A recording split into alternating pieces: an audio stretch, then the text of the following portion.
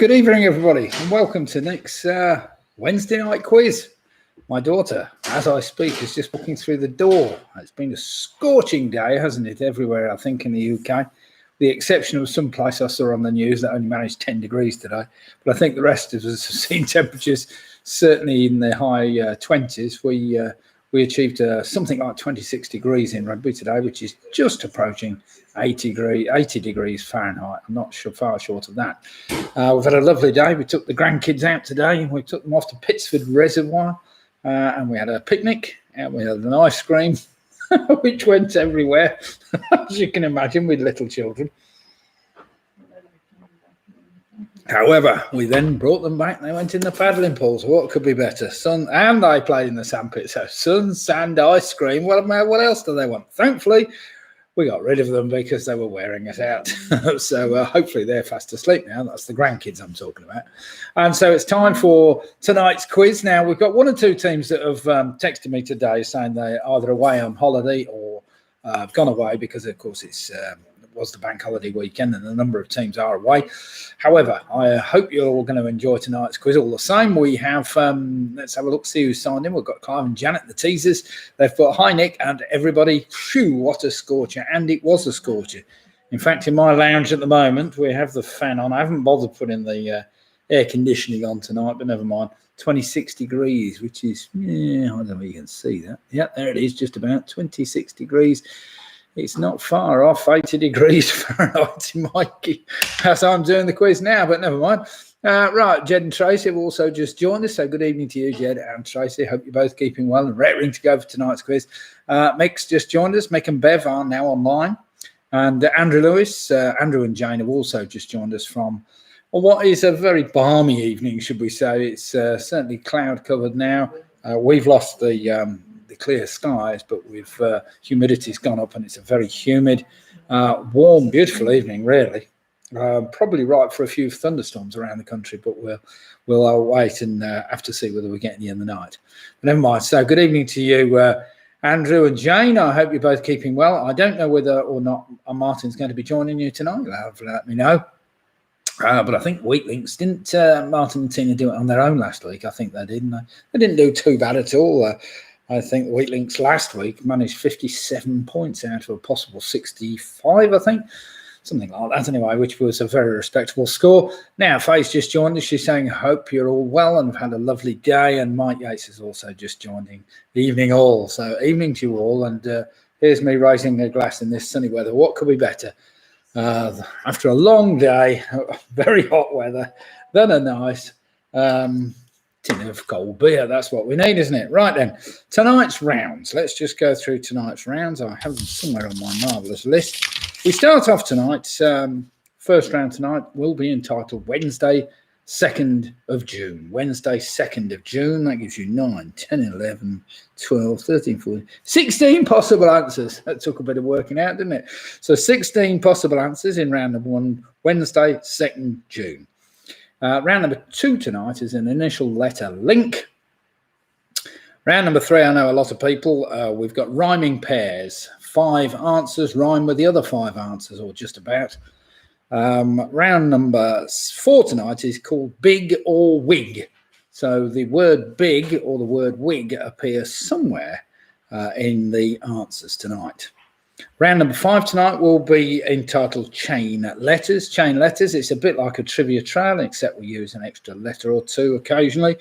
And finally, we had just some general trivia at the end. In fact, nothing too testing tonight, I don't think. So, fun, you can get to the last round intact. I think you'll be all right. So, that was round number 6 tonight, general trivia. Now, as far as last week's scores were concerned, we had some very good performances last week. Last Wednesday saw Carol Green and Ian Sharrett and his bottle of Shiraz take pole position with a fantastic 64 points. Neither of them really dropped a point. So I think they probably dropped 1 point each on the last round, whereas a number of teams dropped 3 or 4 points. In second place on their own last week was split the difference on a fantastic 63, with the teasers on 62, and PRS are also on 62. Mick Roberts and Bev were on 61 points, and then we had Michelle Gibbons, and then there was Jed and Tracy on 59 points. and so on and so forth. Home Alone 6 were on 57.5. Wheat Links on 57, as I mentioned earlier. Jamin and Graham Gifford were on 55, with the Famous 5 on 54. And then we had, obviously, other teams below that. But and here we go. Martin's just joined us. So he says, the Wheat Links are now zoomed and ready for the magic to start. Isn't technology brilliant? Eh? You can zoom to your friends in Yelvertoft, and then you can both join in on YouTube. It's absolutely magic, really, but never mind. Jackie Skip's just joined us. She's saying hi all, and Penny's just joined us saying, Nick, evening, Nick and everyone. Yes, a lovely day. Still warm now, and it is still warm now, isn't it? Still got the shirt sleeves on, but thankfully, as I said, we had the paddling pool out earlier, and I was having a paddle. Not least to get all the sand off the kids because they got themselves covered in sand, but never mind. So we had a sandy paddling pool at the end of the day, as one does, but never mind. Right then, what was I going to say? Yes, we've had a beautiful day. Temperature's touching 80 degrees. It does appear that things are easing now, and it does look like Boris is on time or on course for us to get rid of all easing restrictions towards the end of June, which will be great. I'm hoping to start the Sunday night quiz at the Victoria NN Rugby sometime at the beginning of July, although, of course, I'm away for a couple of July dates, which makes things a bit easy. I mean, a bit awkward, but never mind. And the Wednesday nights, eventually I will replace with the Thursday night, which we're going to do on a regular basis down at the Alexandra Arms in Rugby. Once I've got it sorted out with Kevin Starkey, my friend, who's going to be the quizmaster down there for me. Right, we've had John O'Rourke and just join us. So good evening to you, John. I hope you're all keeping well. Have you got a full team tonight? You'll have to let me know who's in the team and whether it's just you and Hillary or whether you've got a full gang there. Cornish Tight. Carol's just joined us now. Carol she's been getting some practice in, Carol, because she's been doing the local quiz down at the pub. She won it a week last Sunday. I don't know how she got on this Sunday. She also won last Wednesday's quiz online here with a fantastic 64 points, I think, out of a possible 65, something like that. So good evening to you, Carol. Let's see whether we can keep the scoring up and high. So Carol's the one to beat from last week. You'll have to let me know how you got on Sunday. I presume you did the quiz again with your friends on Sunday night. Chris has just joined us. Good evening, Chris. He's saying good evening, Nick and Lydia. I'll just check with Lydia. Did you manage to get my email, by the way? She doesn't know I emailed her the quiz earlier, but never mind. Oh, and then comes in Sharon. Now then, this was an interesting fact. Last week, Ian, with his bottle of Shiraz, and Carol Green, the two that have just joined us now, they were the two joint winners last week on a fantastic 64 points, both scoring pretty well on the last round, which caught one or two other teams out, I have to say, but never mind. So well done to you. Pair, like you're miles apart. Let's see which one of you two can win tonight. Vanessa's just joined us. Hi, Nick from Vanessa in Burton. Great to see you, Vanessa. Hope you're keeping well and raring to do battle in tonight's quiz. I presume it's nice and warm and sunny. Well, possibly still sunny in Burton. As I say, it's quite overcast now in Rugby, but never mind. Still very humid, very warm. I think we're ready for a nice thunderstorm if we're lucky, but I haven't heard any rumbles, so I don't suppose we're going to get any at this time, but never mind. You never know. We might do. Faye's just saying, what's that? I'm on the Chardonnay tonight. It's been well earned during half term. Well, that's fair play to you, Faye. I understand that. If you're looking after any children, as I've done today, just for a few hours, God, it's enough to wear you out, full stop. I don't know how teachers do it. Come on, maybe if some of you lot of teachers, you can tell me actually how you put it with kids all day long. They must wear you out completely, surely. Never mind. Right, Ian's just saying, evening back from the Welsh sortie with some Welsh beer too on Son of a Beach from Tenby Brewery. Oh, Son of a Beach from Tenby Brewery. That sounds really good. I think, Ian, I've had something from Tenby Brewery, but I'm not quite sure. Yeah, well, you enjoy. I presume you've got a few bottles of it to keep you going. Carol saying, I'm hoping for a good score tonight as it's my birthday tomorrow. I was born the day after the coronation in 1953. Well, that puts you just a few years older than me, Carol. Not much, but just a few. That also means I'm going to have to wish you happy birthday with a sing-song in a minute. Thankfully, PRS are not signing in tonight because they decided they're on holiday somewhere and can't manage to join us. So I don't think, oh, mind you, they normally egg me on. It's normally Robin that doesn't like my singing, is it? But never mind, I'll get the wife. Fancy being born the day after the coronation. The wife and I, we're married 40 years next month.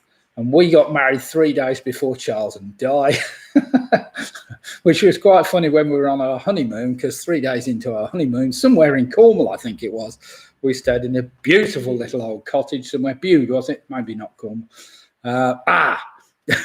Robin's just posted 2/3 of PRS are away. 1/3, the one that really enjoys my singing is still here. So, Carol, you'll be pleased to know I'll sing you happy birthday in a minute when the wife's got it on the phone for you. we'll do that before the quiz starts. Then it's all over and done. Happy birthday to you. Happy birthday to you. Happy birthday, dear Carol. Happy birthday to you. There we have it. Well, I hope you didn't hear too much of that. It's a delight. Oh, well, happy birthday anyway, Carol. 52. When was I born? 57. I'll have to work this out. No, I won't work it out.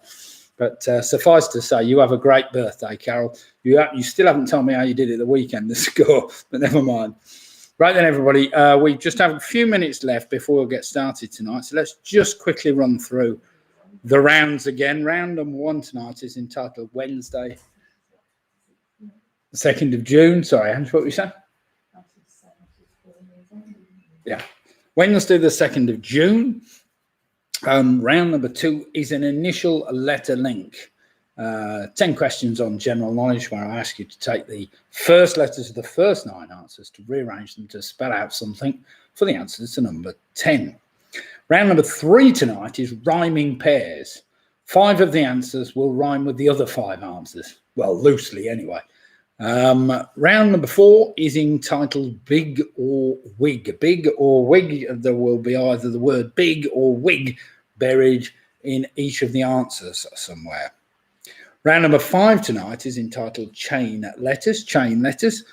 Basically, that is exactly the same as a trivia trail, but we take either the last letter, the last 2, or the last 3 letters, and that's the first 2, or the first 3 of the next answer, and so on and so forth.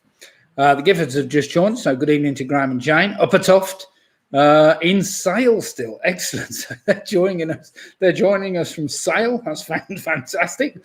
Fair play to you. As I said, round 5 tonight is chain letters, and round number 6 tonight is just a general round of general trivia. Nothing too hard, nothing too testing. And hopefully, as I say, if most teams can get a good score before they get to the last round, they should do quite well tonight. Carol's just reminding me, she said it wasn't a quiz last Sunday night. We were at a very boozy barbecue with our gang of friends. It went on a bit, so I missed your quiz. Well, that's fair enough. Right, Georgie's just joined us. So good evening to Georgie and Rory and Linda from the Yorkies. So great to see you all. I hope you're keeping well and raring to go tonight.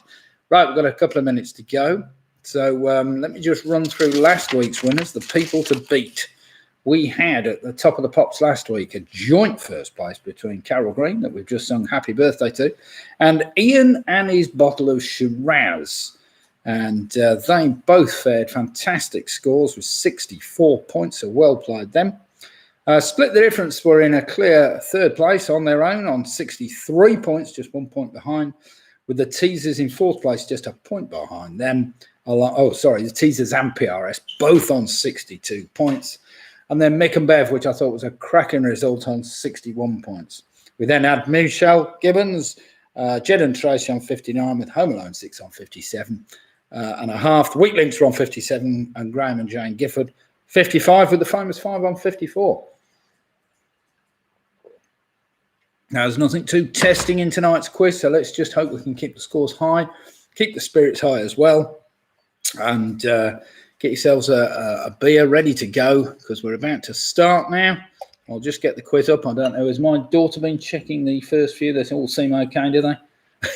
Lydia's kind of nodding at me, which means she hasn't really read them properly, but never mind.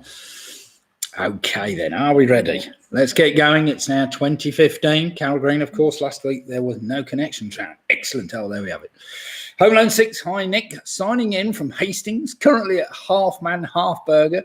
And then we're off to play Pirate Golf, celebrating my 50th tomorrow.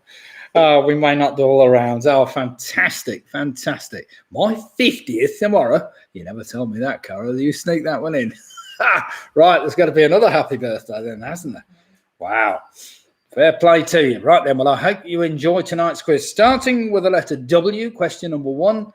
Nice and easy one to get going. Which native species of British bird featured on the reverse side of the farthing from 1936 until 1956?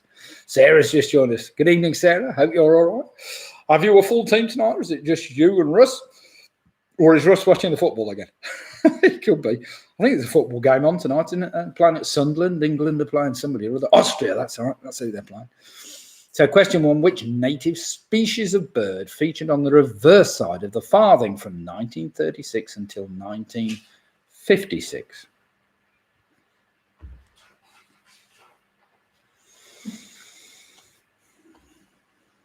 Question number 2, starting all here, no footy. All right. Question number 2, starting with the letter E, reigning from 1272 to 1307, which King of England was known as Longshanks, and he was also known as the Hammer of the Scots. He went and sorted Scots out, that's for sure. So reigning from 1272 to 1307, which King of England was known as Longshanks and the Hammer of the Scots. I will give you half a point for his name and half a point for his regnal number, which can't be too hard. Well, can be too hard, but never mind.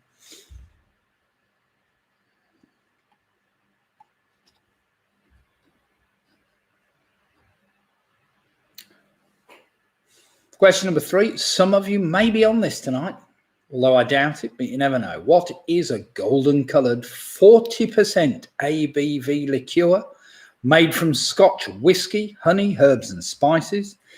In 1916, it became the first liqueur to be allowed in the cellars of the Houses of Lords, or the House of Lords, sorry. That starts, of course, with a D. So what is a golden-coloured 40% ABV liqueur made from Scotch whiskey, honey, herbs and spices? In 1916, it became the first liqueur to be allowed in the cellars of the House of Lords.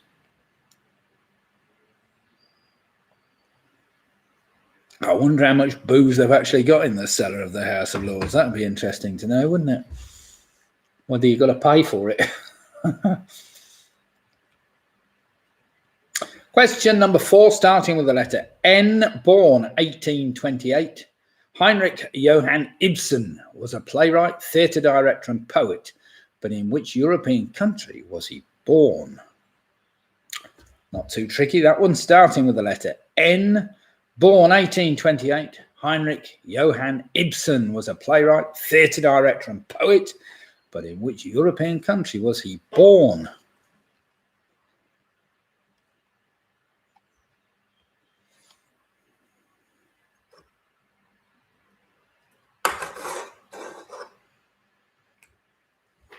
Question number 5. This is one starts with an E, which kind of gives it away a bit, although it was a bit of a remake of a question that I did before.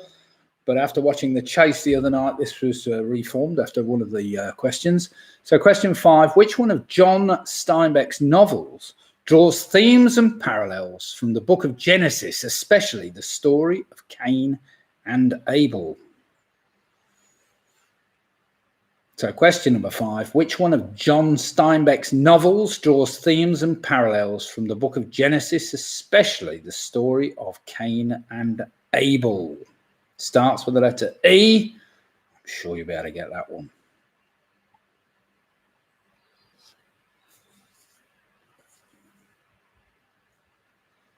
Question number 6. I think I've already given this away, something about England playing football tonight. The River Wear in northeast England rises in the Pennines and flows eastward, mostly through County Durham, until eventually reaching the North Sea, near which major city?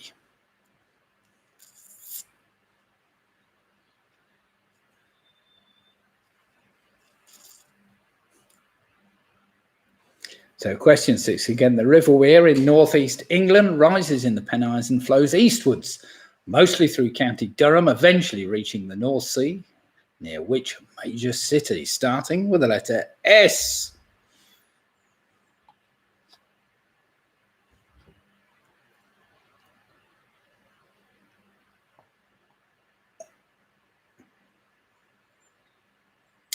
Right then, question 7, starting with the letter D. We had this exactly a year ago. Born on the planet Scarrow, who first appeared in the 1975 serial Genesis of the Daleks. So, born on the planet Scarrow, who first appeared in the 1975 series Genesis of the Daleks. So, one-word answer starting with the letter D, and it's not Mr. Dalek. You'd be pleased to know.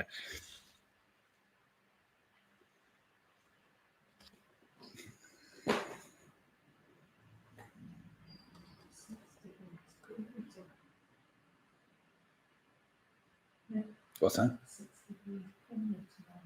6 degrees cooler. Apparently it's 6 degrees cooler tomorrow. What, 20 degrees centigrade? Presume you mean in centigrade. Question number 8, also known as the Granite City for its many enduring grey stone buildings. What is a port city in northeast Scotland where the Dee and Don rivers meet the North Sea? So question 8 again, also known as the Granite City for its many enduring grey stone buildings. What is a port city in northeast Scotland where the Dee and the Don rivers meet the North Sea? And it is a grey old city, I have to say.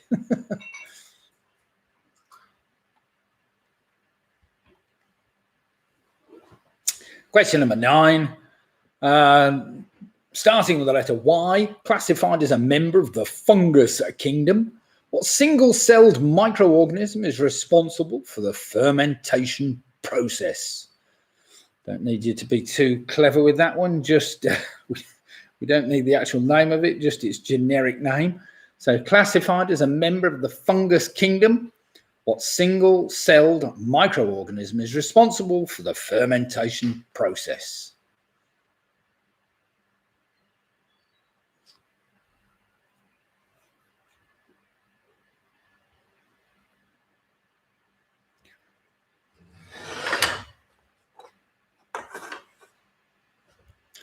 Question number 10 is a bit tricky, this one. It's a 2-digit number starting with the number 2, as in the second. I trust it's the second still today.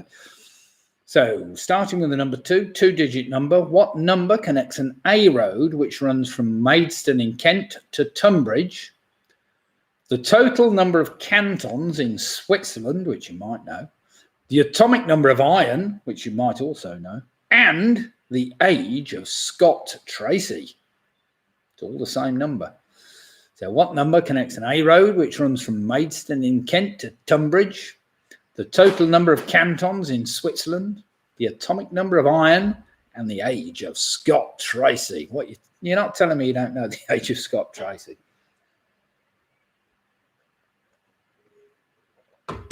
All right, he was a bit young to be flying rockets around, really.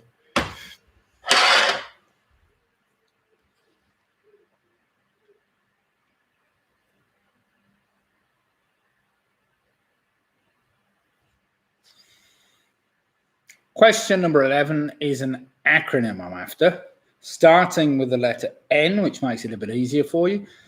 By what acronym is the second largest stock exchange in the world known as? It's American and is second only to the New York Stock Exchange. So question 11 again, by what acronym is the second largest stock exchange in the world known as? It's American and is second only to the New York Stock Exchange, and it's known by its acronym.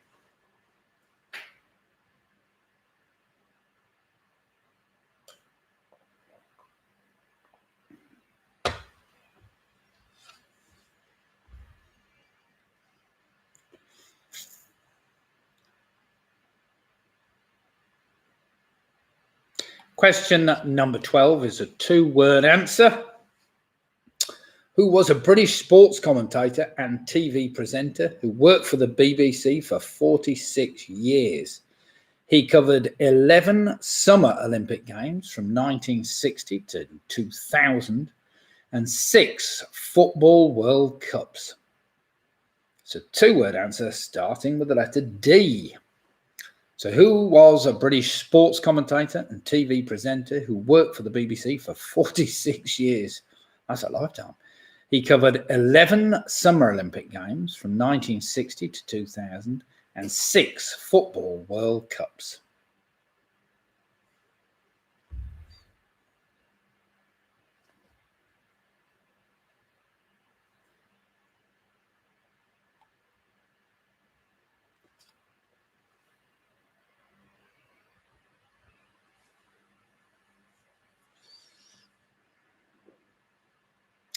Question number 13 starts with the letter J, which makes it a bit easier for you. What name is given to several species of medium-sized, usually quite colourful and noisy birds in the crow family?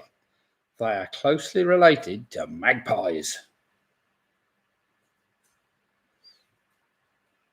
I've kind of given it away, really, but never mind. So what name is given to several species of medium-sized, usually quite colourful and noisy birds in the crow family, but are closely related to magpies?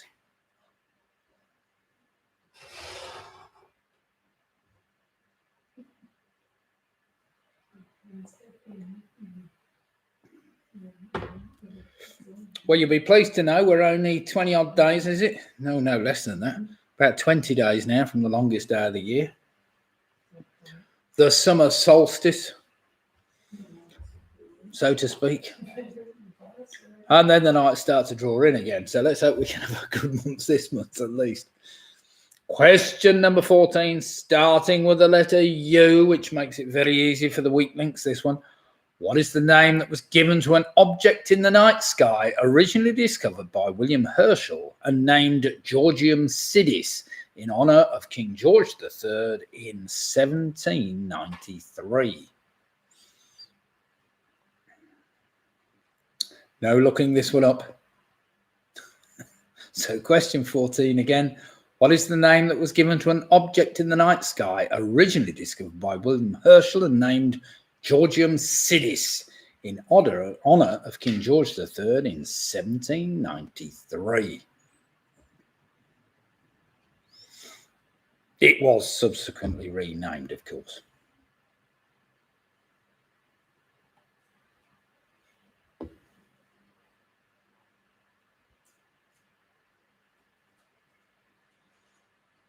Question number 15 is a 2-word answer. I'm sure for all you fans of the 1966 World Cup final, you'll remember this one. At the final whistle of the 1966 World Cup final, who did a spontaneous jig with the Jules Rimet trophy in his left hand whilst holding his false teeth in the other?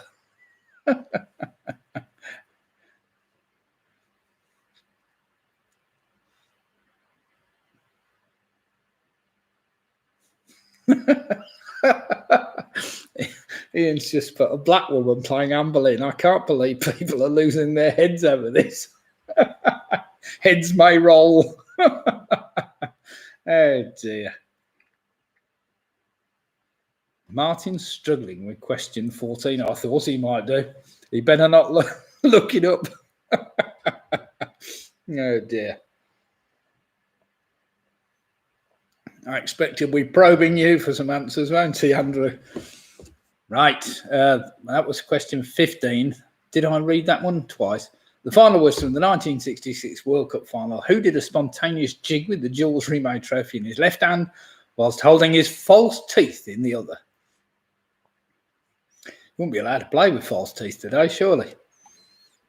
And finally, question 16, 2-word answer starting with the letter E, as in June. Which 2-word company was founded in 1946 when husband and wife began producing cosmetics in New York City?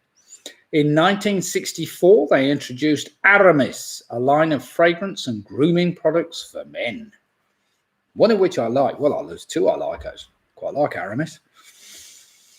So question 16 again. Which two-word company was founded in 1946 when husband and wife began producing cosmetics in New York City? In 1964, they introduced Aramis, a line of fragrance and grooming products for men. Not that I need the grooming products, but the fragrance is fair enough. Right then, everybody. Let's see how we've all fared after round number 1. I will give you some answers in a second. 1 or 2 testing ones there, especially the number, I thought, but never mind. And we better get the happy birthday up again then. Is it Carol's birthday? 50? I can't believe it's 50. Yeah. Is it really? It's checked it. All right. Okay then, everybody. These are the answers to round number 1. We started off that native species of bird was the wren, of course. Number 2, that King of England, known as Longshanks, was Edward the First. Edward the First. I'll give you half point for Edward, half a point for first. For second, well, got it wrong, but never mind. Question number 3 was Drambuie. Question number 4, of course, was Norway. Number 5, I was after that book by John Steinbeck, East of Eden. Number 6, the River Wear enters the North Sea at Sunderland or near Sunderland. Born on the planet Scarrow, I was after Davros. He was the master Dalek, I suppose. I don't know what they called him, actually, but some horrible monster, but never mind. Question number 8, known as the Granite City, that's Aberdeen. Number 9, I was after yeast, of course, that fermentation microorganism. Number 10, now that was a tricky one, the number that connected that A road, the total number of cantons in Switzerland, the atomic number of iron, and the age of Scott Tracy. Well, they were all 26, so well done if you got that. Give yourselves a pat on the back. Number 11 was the NASDAQ, the second largest stock exchange in the world. Number 12, of course, was David Coleman. Number 13 was the J, of course, a colourful relative of the magpie. The J, I kind of gave it you because I said it started with J, I suppose. Number 14 was Uranus or Uranus, depending how you want to pronounce it, depending whether it's British or American pronunciation. Number 15 was Nobby Styles or Norbert Styles, either will do. And finally, 16 was Estee Lauder. So well done if you got that. Right, we'll have some scores in. And then we're going to sing Carol Two Sheds Jackson happy birthday for 50 years. I can't believe it's 50 years.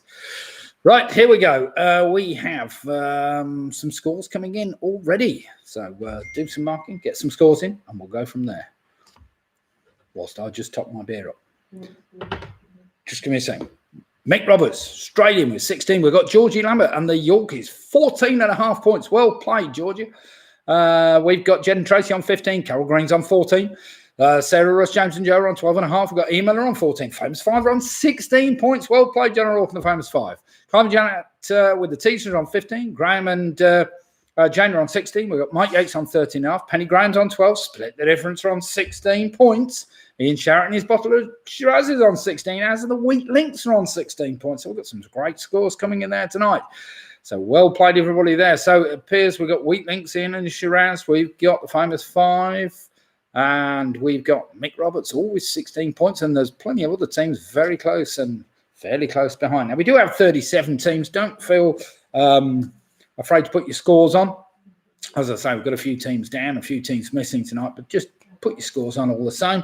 And we've got the Booby Prize girls on 14 points. So well played, you. Right then, we're going to sing Carol happy birthday. Oh, I want to make it starting again. Right, wait a minute, I better start this. Now, Carol apparently is in Hastings. She's celebrating her 50th birthday tomorrow. I can't believe it. Remember when she worked for me at the mere age of, how old were you, Carol? 18, 17, 18. And she worked for John. Happy birthday to you. Happy birthday to you. Happy birthday, dear Carol. Happy birthday to you. Oh, that'll do. Oh, he's going around again. Happy birthday to you. Happy birthday, dear Carol. Happy birthday to you. Well, happy birthday, Carl. Yeah, you see, more people have come online since I started singing that song. So have a great day tomorrow, Carol. I trust a 50 is, a good milestone to get to. And you don't look 50 if it's anything, whatever. So, but you have a great day and make sure they treat you well to plenty of cream cakes and a very nice cream tea tomorrow. If you're lucky, we'll see. Right. Oh, here we go. Carol's just saying, hip, hip, hooray, says Ian. Carol Green saying, my husband's favourite cocktail is rusty nail champion whiskey. Robin saying, just because I can go round again doesn't mean that it has to go round again. Never mind, Robin. That's it for tonight. I don't think anybody else is going to come forth with their birthdays unless somebody else miraculously has got a birthday. But never mind. Right then, we have some great scores after round one, so let's crack on with round two. This is entitled an initial letter link. Basically, yes, and John saying happy birthday as well. I'm from all of us, Carol. You really, honestly, have a great birthday tomorrow. Right, here we go then. Question number one, the initial letter link. What word is used to refer to a sports event consisting of a series of boat or yacht races and is derived from an obsolete Italian word meaning to contend? It's a one-word answer. I'm sure you might have heard of that before. So what word is used to refer to a sports event consisting of a series of boat or yacht races and is derived from an obsolete Italian word meaning to contend?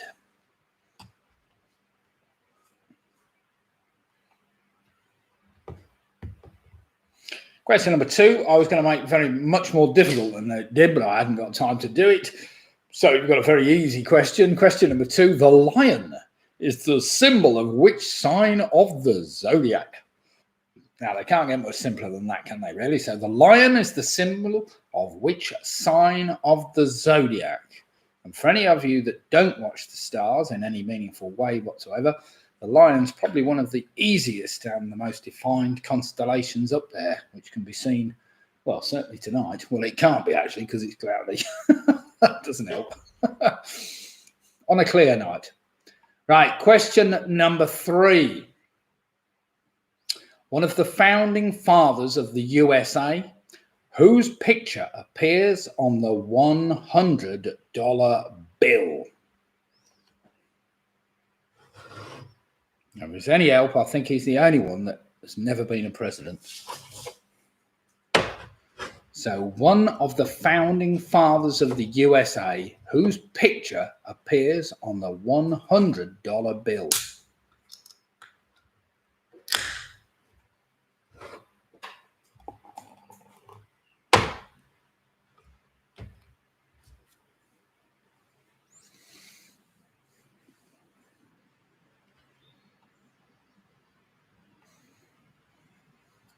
Question number four. Famous for its nearby UFO sightings and thought by some to be where the American government hides alien visitors, in which American state would you find Area 51? Da, da, da. The wife's yawning. She knew that one. I think she's worn out with the kids, aren't you? Yeah, she's saying it's the kids that wearing her out. So famous for its nearby UFO sightings and thought by some to be where the American government hides alien visitors. In which American state would you find Area 51? Wasn't that where Donald Trump came from? No, I was just thinking of alien visitors.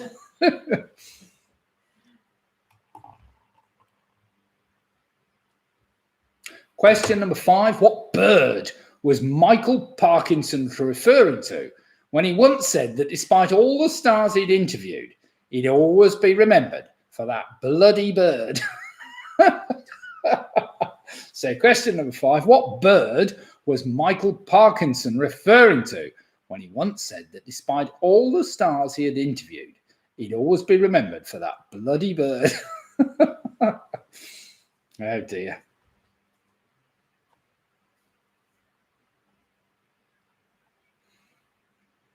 Now, do remember this is an initial letter link, so look at each of the first letter of your first five answers. Question number 6 may help somewhat. Born in Tel Aviv in 1946, which illusionist, that helps, was the first person to be voted off the first series of I'm a Celebrity, Get Me Out of Here? There's got to be some kind of fame in that, hasn't there? So, born in Tel Aviv in 1946, which illusionist was the first person to be voted off the first series of I'm a Celebrity, Get Me Out of Here?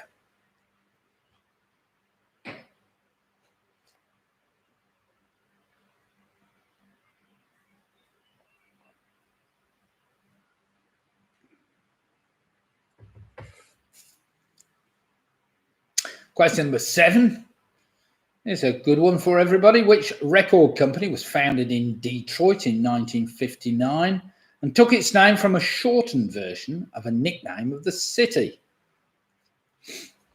Many great performers on that record label. So, which record company was founded in Detroit in 1959 and took its name from a shortened version of a nickname of the city? Is Ian doing the quiz tonight? Ian, he'll know that one. Ian Wilson will know that one, and no putting it down, Ian, by mistake.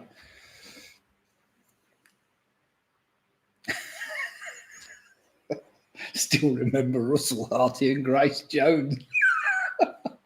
Grace Jones didn't like Parkinson, did she? Oh dear, oh dear.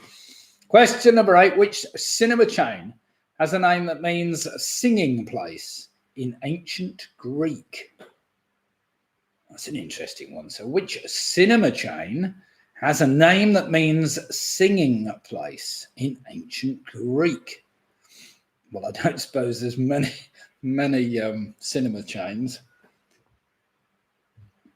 that sound very Greek to you or me.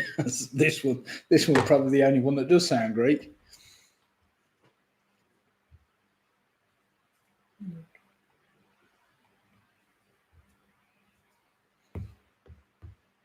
Question number 9. Named after its pilot's mother, what was the name of the first aircraft to drop an atomic bomb? Also the name of a famous song, as I recall. So, named after its pilot's mother, what was the name of the first aircraft to drop an atomic bomb?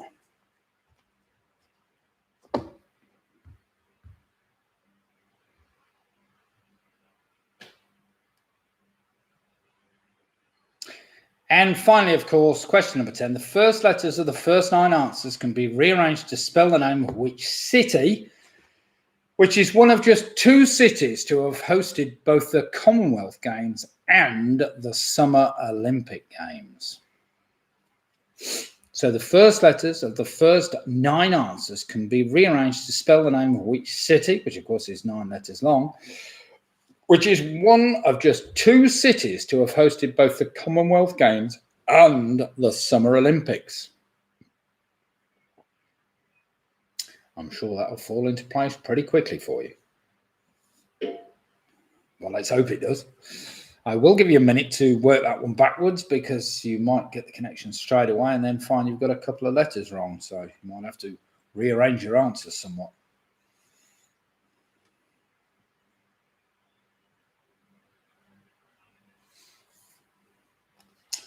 Who did the song with? Number 9.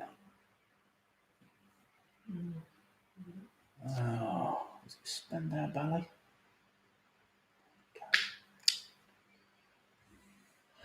Okay.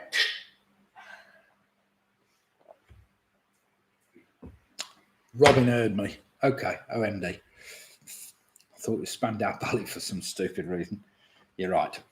Well done, Robin. Yeah, I was all right. I understood what you meant. Well done anyway.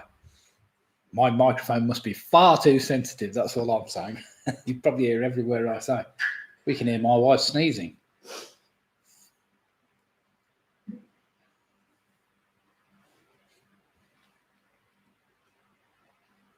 Right then, everybody, do we need any more time? If you do, quickly get it down in the chat column. If you don't think we need any more time, I'll crack on. But if anybody's just wants to work out one or two backwards, try and figure out what they got missing, just let me know.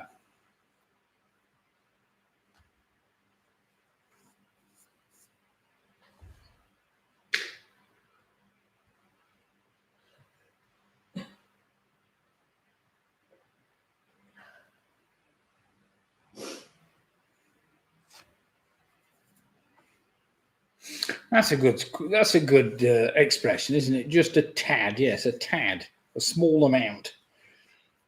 Where the hell does that come from? Sounds Yorkie to me. Anybody know where tad comes from?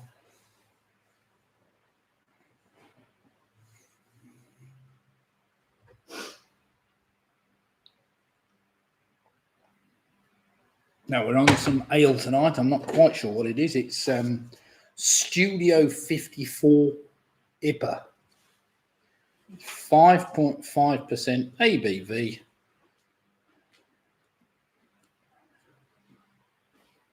Celebrating the classic era of a disco. What? It pours a golden, glittering, and struts with a hop forward profile. You've heard it all, haven't you? Oh, well. My wife's sneezing. She gets the sneezes once in a while, but never mind. Yeah, she says she's allergic to me. That's what it is. It's an allergy to her husband. Right then, everybody, let's do some marking. As in a poll. Ian comes up with some daft things. According to Google, like 1970, denoting a small child, originally uncertain, perhaps from tadpole. He got it right. Ian got it right, as in pole, tadpole. Current usage dates from the 1940s. It came from Aldi. What, the tadpole?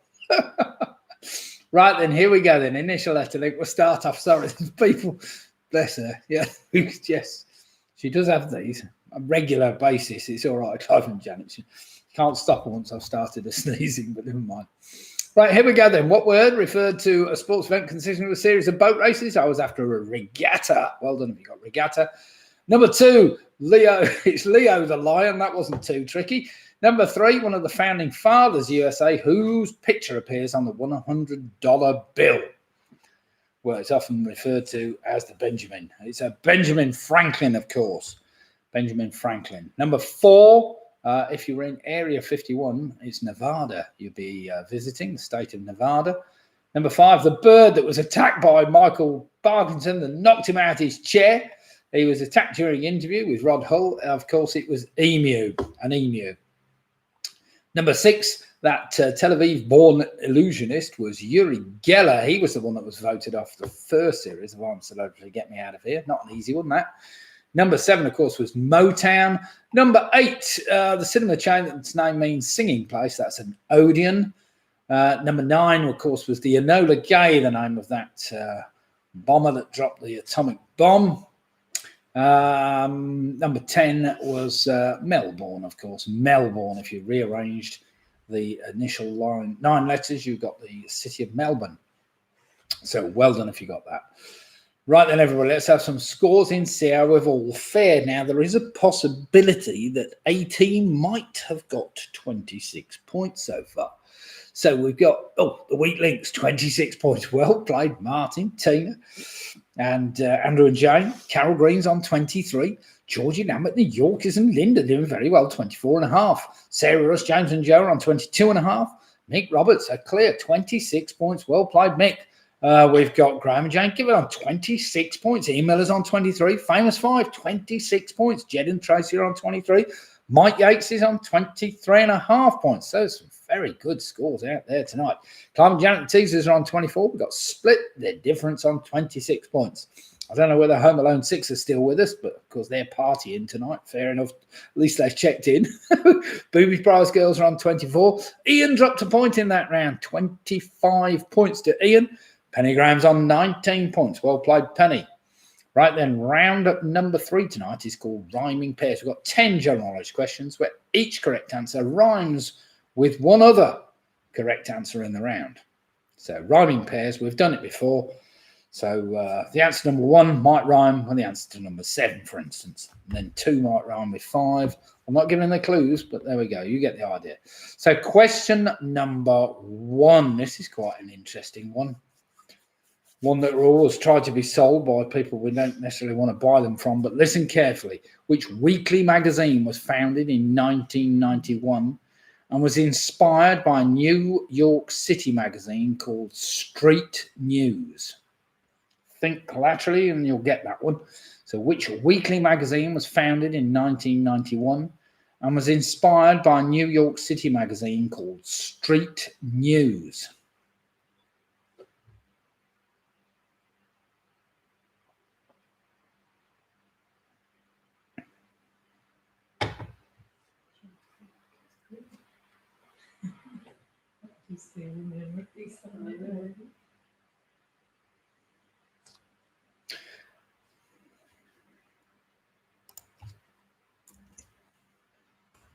Question number 2. In a 1984 film, what does a mogwai turn into if it's fed after midnight?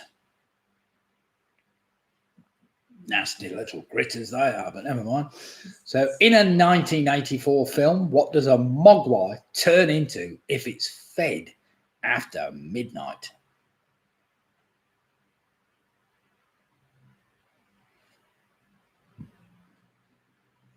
It says mogwai there. Is that right? I thought it was moglai, but mogwai. Probably me.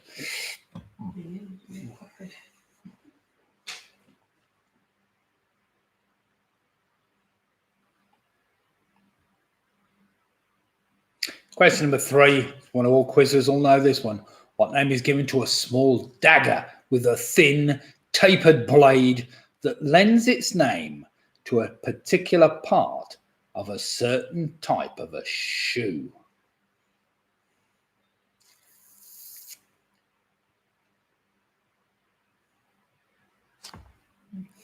Grandchildren. What does a mogwai turn into if it's fed after midnight? Grandchildren. Yeah, you never want to feed grandchildren after midnight. They should be fast asleep in bed. It's my rule. No feeding kids after midnight. Well, not at least until 7 in the morning. So question 3 again. What name is given to a small dagger with a thin tapered blade that lends its name to a particular part of a certain type of shoe?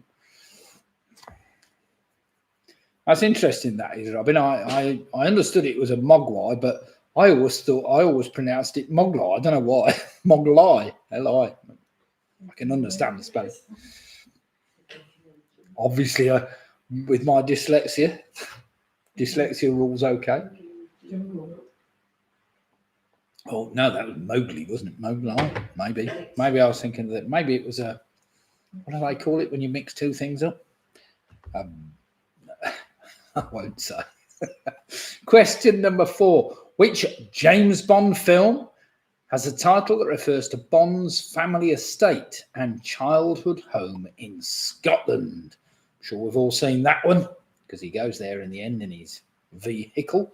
So which James Bond film has a title that refers to Bond's family estate and childhood home in Scotland? Good film by any standards, that one.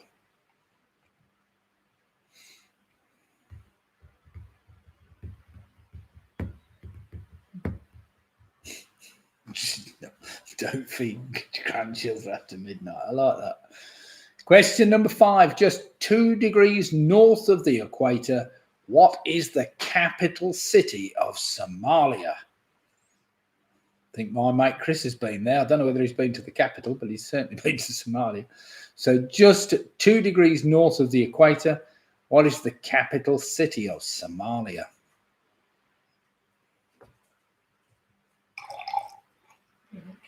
I did have to check that to see whether it was north or south of the equator because it was very close.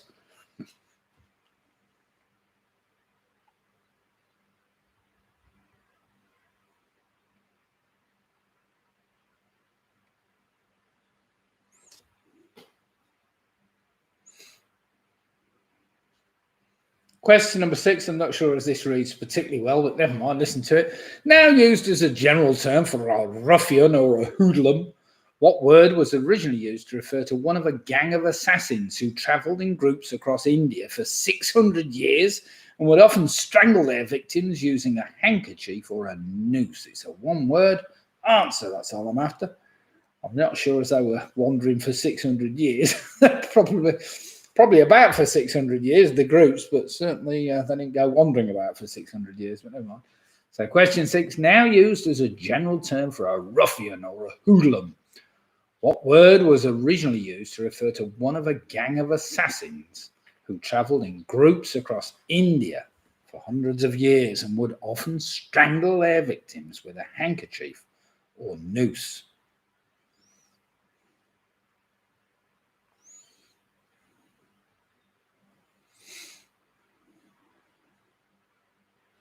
Yeah, they couldn't have been travelling for 600 years. It could have been, their sons could have been following on from their fathers, or their father's father, or their father's father's father, or something like that. Question number 7. What name for a type of major fortified complex in historic Russian cities is commonly used to refer to the Russian government?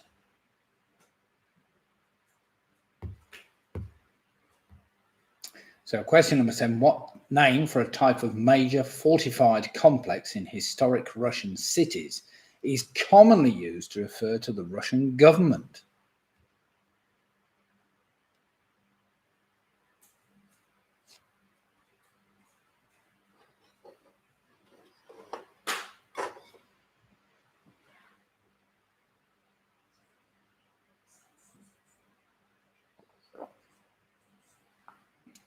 Question number 8, so a little bit lateral. Take a bit of working out this one. Well, originally used in Venice to refer to an area in which all Jews were restricted, what 6-letter word is now used as a general term to refer to a part of a city where members of minority groups live, normally as a result of social or economic restrictions?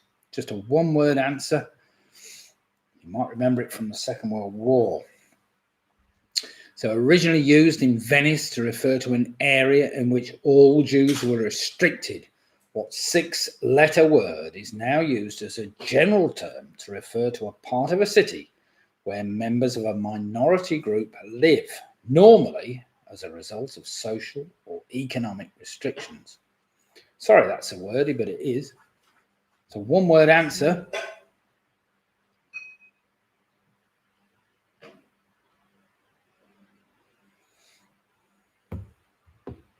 Question number 9 is one about dogs. I know you like dogs. What breed of dog was Willie, who appeared on the TV show EastEnders from its very first episode in 1985 until it was put down in 1992? Oh, well, there we have it. Poor dog. So question number 9. What breed of dog was Willie, who appeared on the TV show EastEnders from its very first episode in 1985 until he was put down in 1992? Again, a one-word answer I'm after. So it's no good, for instance, putting Irish Wolfhound down. Clearly he wasn't.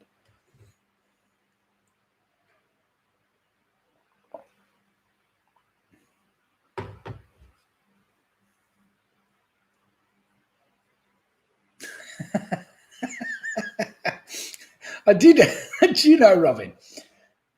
Yeah, I understand that. I did look up actually to see whether there was any Airbnb available in Somalia, and there is in Mogadishu. There's 2 people offering homestays in the Somalian capital. But would you dare fly there and stay in an Airbnb? Methinks not. And finally, question number 10. What name is given to a family of cocktails that are served in tall glasses and consist of an alcoholic base spirit and a larger proportion of non-alcoholic mixer?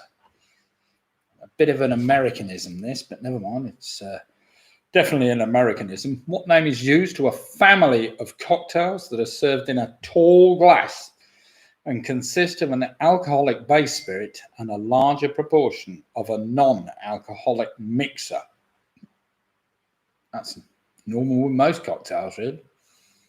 I think it's the size of the glass and the fact that it's a bit taller. Definitely American anyway. I haven't heard it used in this country, but maybe it is. Right then, everybody should have 5 answers there, and they should loosely rhyme with another 5. Now, if you haven't got 5 answers rhyming with another 5, obviously you've got one of them somewhere wrong. So you need to work them backwards and try and figure them out. Not very easy, I have to say, some of those. Not with my rhyming anyway, no.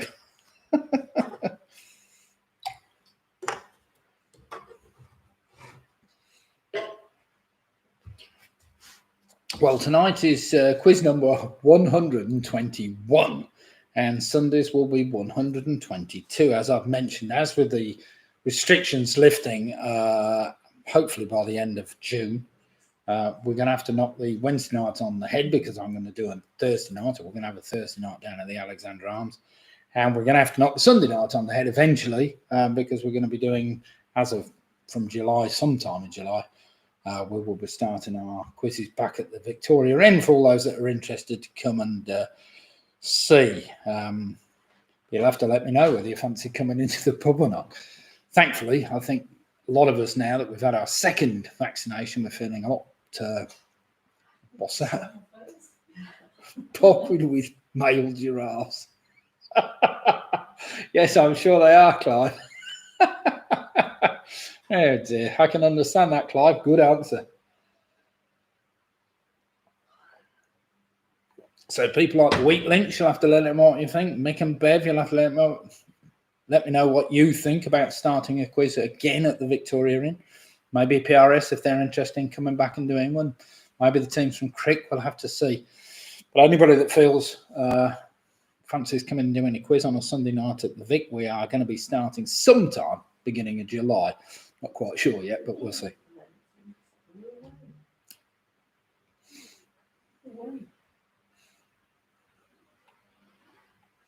Right then, everybody, let's do some marking, should we?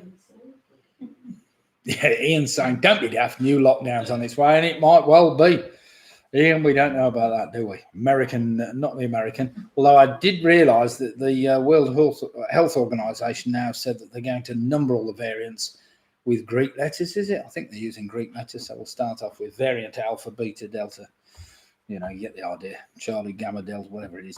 Right then, let's do some marking after the rhyming pairs. We started off that weekly magazine I was after, which was inspired by a New York City magazine called Street News, was the big issue, Well done if you got that. Number 2, of course, is a gremlin. A mogwai turns into a gremlin. Number 3, a small dagger. Italian is a stiletto. Well done if you've got that, stiletto. Number 4, of course, James Bond film that refers to Bond's family estate. That was Skyfall. Number 5, just 2 degrees north of the equator, the capital city of Somalia is Mogadishu, and that rhymes, surprisingly, with the big issue. Well, nearly. Number 6, now that was a tricky one. Now used as a general term for a ruffian or a hoodlum. It's a thug, basically, a thug. They used to go around in bands strangling their victims for some strange reason, but never mind. Number 7, of course, is the Kremlin. Number 8, I was after a ghetto. Well done if you got the ghetto. Number 9, that breed of dog was a pug. And final number 10 is better known as a highball. A highball, basically a cocktail that's served in a tall glass in America, is known as a highball. Which presumably rhymes with something else. Or Skyfall. Yeah, well, nearly. So well done if you got that. Right, then let's see how you fare, because that was a bit of a tough round, I have to say. So George and I'm at the Yorkies. They've done quite well, Linda, on 34.5 points. Now, that's not too bad at all. We've got Carol Green on 33. The Wheat Links have moved on to 36 points. They're romping home tonight. Sarah, Russ, James and Joe on 32.5. We've got Jed and Tracy on 32. Mick Roberts doing very well with Bev on 35 points. Ian Miller's on 25. 29 even. We've got Graham and Jane Gifford on 34 point, representing Upper Toft tonight. Mike Yates is on 30.5 points. We've got the Teasers on 34 points. The Booby Prize Girls are on 33 points, doing great there. Famous Five, 36 points. Can't get better than that. We've got Penny Graham on 29 and Split the Difference on 36 points. I did like the one about the giraffe as well. He enjoys the cocktails. The high ball, I suppose, is probably the animal with the highest balls, I suppose. There we have it. And Ian and his bottle of Shiraz, he got 10 on that round, so he's only dropped a point, dropped one on the last round. So congratulations to all those teams. Now then, round number 4, Penny is saying, sorry, I don't know what you're sorry for, Penny. Great score there, 28 points. Nothing wrong with that at all. Right, here we go. Round number 4, big or wig. 10 questions on general knowledge, where either big or wig is hidden within each correct answer. So the word big or the word wig will appear in the answer somewhere. Okay. So question number 1. Which famous model, a British cultural icon and a prominent teenage model during the swinging 60s, was born Leslie Hornby in 1949? I don't think she was anything to do with the Hornby tycoon. So there we have it. So which famous model, a British cultural icon and a prominent teenage model during the swinging 60s, was born Leslie Hornby in 1949? Somebody's going to correct me on that and say, yes, she was. She was related to Mr. Hornby.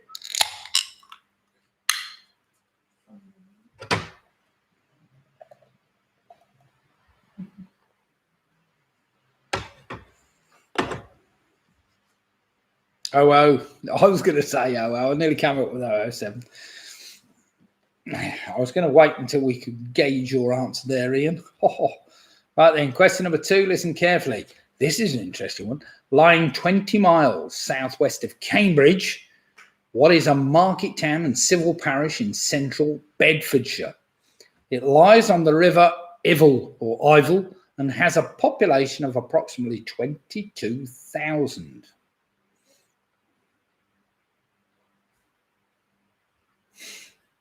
Ian's put everyone's related by at most 6 degrees. That's the Kevin Bacon rule.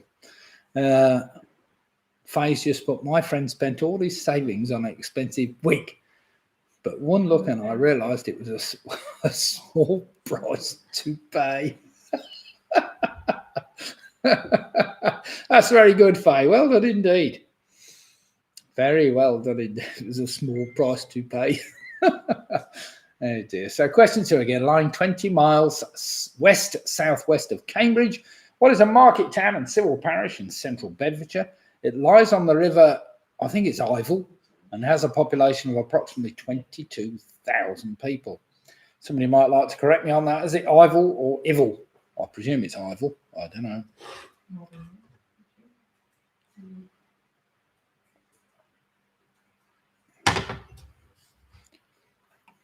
Oh, question number 3. This is just for Robin, this one, a Manchester United question. At the end of the 1998-99 season, which ex-Manchester United star became the first footballer born outside Europe to win the English Premier League Golden Boot? For all those that don't know, it's the top goal scorer in that season. So at the end of the 1998-99 season, which ex-Manchester United star became the first footballer born outside Europe to win the English Premier League Golden Boot? I don't suppose he was ex at the time, but never mind. He's ex now.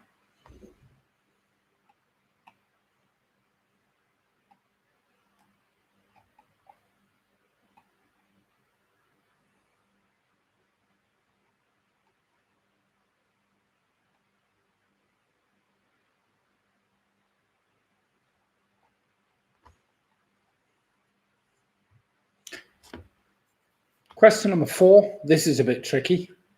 2-word answer. Which 1970s play by Mike Leigh has a title referring to something that is happening next door, with the title character never being seen? That's a bit tricky. So which 1970s play by Mike Leigh has a title referring to something that's happening next door, with the title character never being seen? Well, you can guess something might be going on next door. What's it called? And then you need to put something else in front of it. It's quite well known.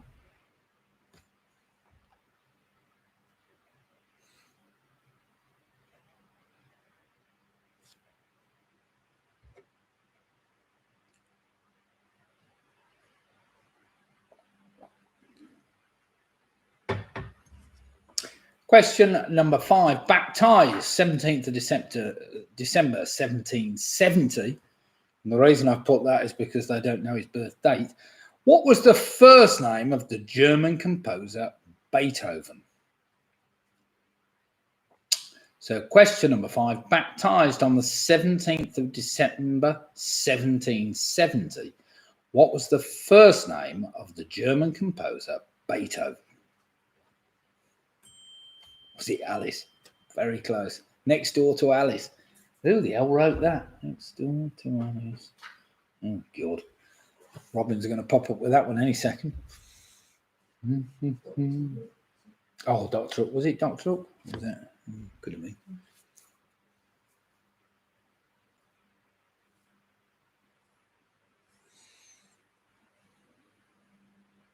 Smoky. Question number 6. This is one you need to put to memory. What was the name of the first woman to win a Best Director Oscar for The Hurt Locker? So what was the name of the first woman to win a Best Director Oscar when she did so for The Hurt Locker? Do remember, all your answers should have a big or a wig in them somewhere. Could be the beginning, could be the end, could be in the middle.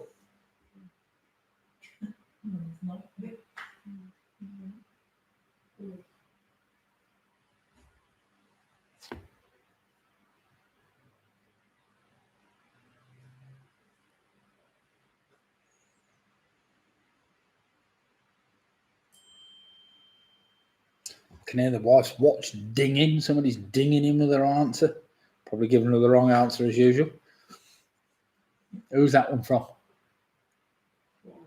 Oh, Clive coming in with the wrong answer with that one.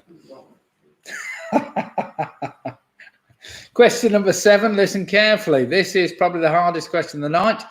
What single word term does the online encyclopedia or Wikipedia use to refer to the process that is required when there's more than one article to which a search for a word or phrase might be expected to lead? It's a tricky one, that. So what single word term does the online encyclopedia Wikipedia use to refer to the process that is required when there is more than one article to which a search for a word or phrase might be expected to lead? I have seen it used quite a lot on Wikipedia, I have to say. It's nearly always at the bottom of the page where they're trying to come up with other.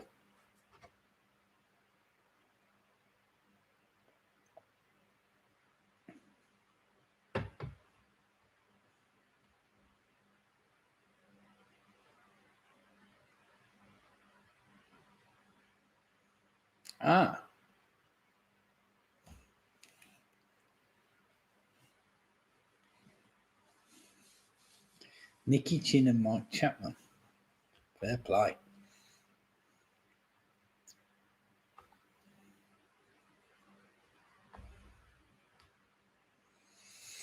Well, I didn't know that.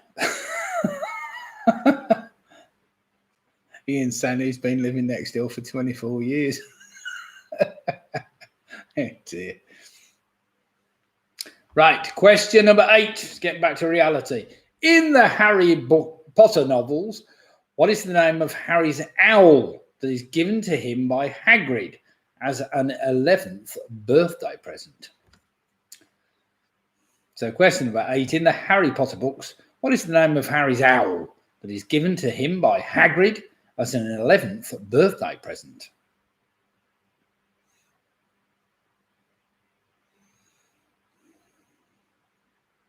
Nicky Chin and Mike Chapman. I don't know them. Prolific pop songwriters. Well, that's fair enough. You don't want me to sing it, do you, Robin? It's going around my head now.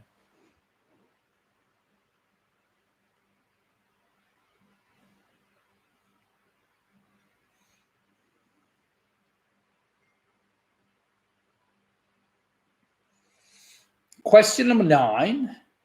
In August 2016, which actor, well known for his performances in pantomime, was removed from Celebrity Big Brother after just 9 days, after he made comments capable of causing great offence to housemates and the viewing public? He did make a few choice comments.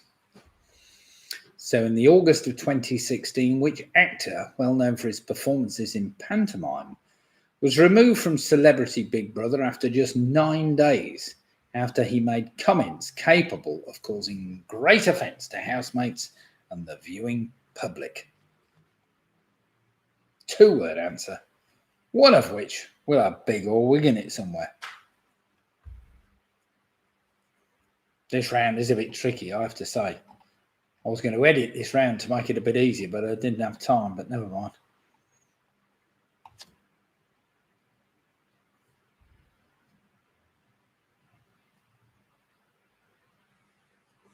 And finally, question number 10. This is right up Robin Street. In a 1993 episode of The Simpsons called I Love Lisa, which classmate does Lisa Simpson send a Valentine's Day card to after she realises he didn't receive any? It's a 2-word answer. So in a 1993 episode of The Simpsons called I Love Lisa even, which classmate does Lisa Simpson send a Valentine's Day card to after she realises he didn't receive any?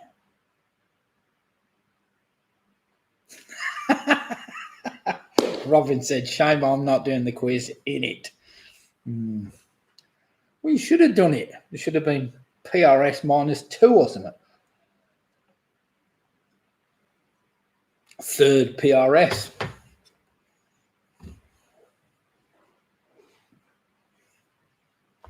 PRS -2.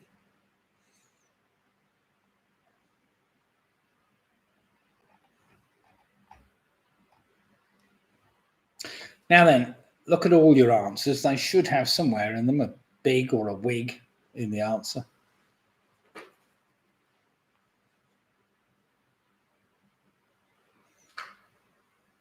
It can be buried somewhere, but there'll be a big or a wig in it if you're really lucky.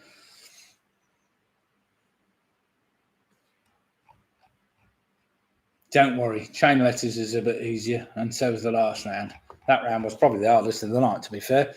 So well done if you've done well on this round. So here we go then. These are the answers to the big or the wig round. Question 1, famous model I was after, that was born Leslie Hornby in 1949, of course, was Twiggy. That's got a wig in it somewhere. Twiggy. Without the T, it would be Wiggy, who I know quite well. Question number 2, lying 20 miles west-southwest of Cambridgeshire. What is a market town and civil parish in central Bedfordshire? That's Biggleswade. Biggleswade. Why not?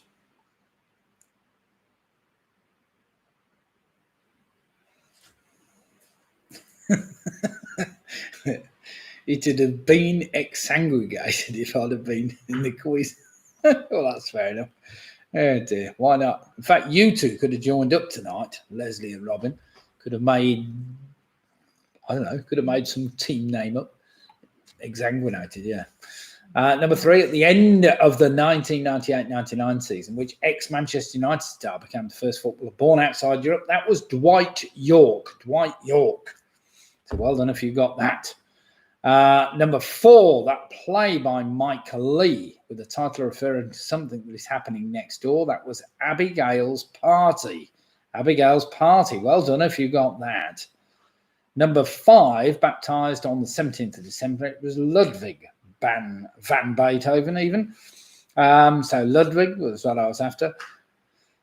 Number 6, The Hurt Locker, of course, the first woman to win a Best Director Oscar was Catherine Bigelow. Number 7, that single word term used by Wikipedia is called disambiguation. Number 8, of course, was Hedwig, the owl. Number 9, I was after Christopher Biggins. He was thrown off apparently for making various remarks. I don't know, he was being very strange apparently, some of his remarks he made, but never mind. And finally, number 10, that classmate of Lisa was Ralph Wiggum. It was the chief of police's son in Lisa's class, Ralph Wiggum. So well done if you got Ralph. Right then, everybody, let's have some scores in. As I say, I don't think that was the easiest round in the world, to be fair. So it might have brought one or two teams down to level pegging. However, we'll see. So Mick Roberts is now on 42 points. Well done, Mick and Bev. We've got George Lambert and Yorkies. They've moved on to 42.5. We've got Carol Green on 42, last week's winner. The Weak Links are on 44. Well played, Martin, Tina, Anne and Dave. We've got Ian Miller on 37. We've got Jed and Tracy on 39. Graham and Jane Gifford are on 41 points. What else have we got to come in? We have Ian with his bottle of Shiraz. He got 10 on that round. Well played, Ian, because that was a tough round. 45 points. So well played, Ian. We've got split the difference on 46. They've not dropped a point yet. We've got Clive and Janet Matizas on 44. The Booby Prize Girls, 39.5 points. Famous Five also on 46 points. Well played, the Famous Five. Penny Graham's on 34. And we've got Sarah, Russ, Jane, James and Joe on 42.5 points. And that's some cracking scores. Mike Yates is also on 34.5 points. So we have some very, very good scores tonight. So well played, all of you. Now, round number 5 is entitled Chain Letters. This is where we can take the last letter, the last 2 or the last 3 from the first answer. And it's the first, the second, or the first 3 on the next one. Oh, Leslie's pointing inevitable and inevitable collapse, 42 points. However, 42... to be fair, that is still you've only dropped 4 points, Leslie, and you can soon catch those back up in the next 2 rounds. So let's see what we can do. Question number 1 then, round number 5, here we go, chain letters. So do remember, I'll explain as we go. What type of creature is the Shrek? The green, antisocial, and highly territorial being who loves the solitude of his swamp. So what type of creature is Shrek? The green, antisocial, and highly territorial being that loves the solitude of his swamp. It's a one-word answer I'm after. So what is he?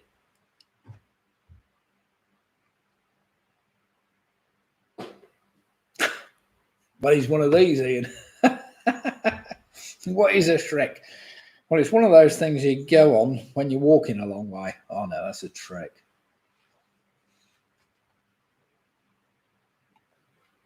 Question number 2 is the tough one in the round. First broadcast in 1988. Which actor played the title character in the TV Ramsay Nesbitt?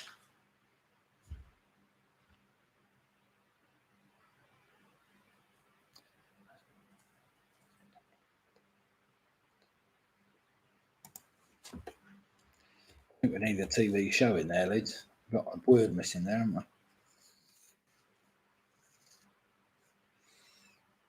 So question number 2, first broadcast in 1988. Which actor played the title character in the TV show Ramsay Nesbitt? He played it well, didn't he?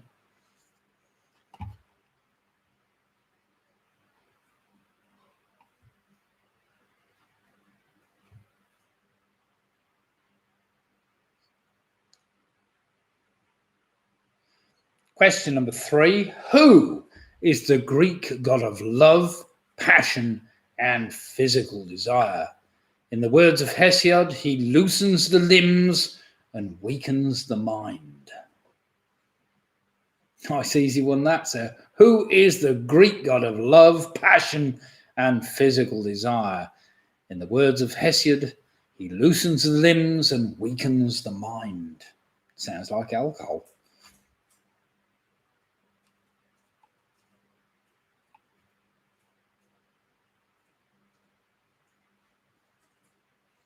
And talking of alcohol, question number 4, very famous brewery.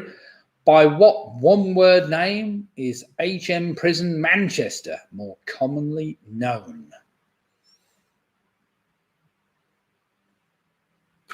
So question number 4 again. By what one-word name is Her Majesty's Prison Manchester more commonly known? I think I prefer alcohol. Fair enough, Faye. Stick to the Chardonnay.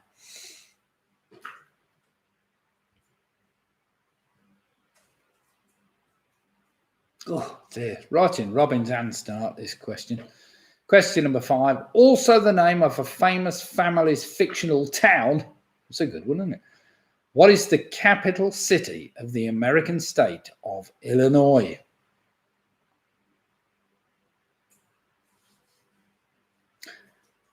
Do you remember? You can either take the last letter of your previous answer, the last 2 or the last 3, and they will lead on. They're either the first 2 or the first 3 of this answer. So also the name of a famous family's fictional town. What is the capital city of the American state of Illinois? The cream of Manchester. It was known as that, wasn't it, Ian? A fine ale by any standards.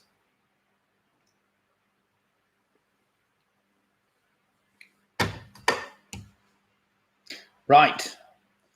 Either take the last letter, the last 2 letters, or the last 3 letters of the previous answer at state capital, and it's the first 2 or the first 3 of this one. So question number 6. Taking its name from the legendary city of gold, which soap opera took over the slot vacated by Terry Wogan's chat show Wogan, to be broadcast 3 times a week on BBC One?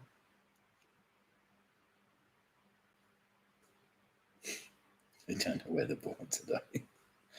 So question 6 again. Taking its name from the legendary city of gold, which soap opera took over the slot vacated by Terry Wogan's chat show Wogan, to be broadcast 3 times a week on BBC One?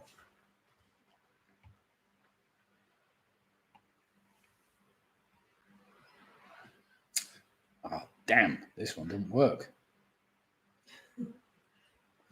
Damn, number 7 doesn't work. Never mind, nearly works. No, it doesn't work at all. What have I done?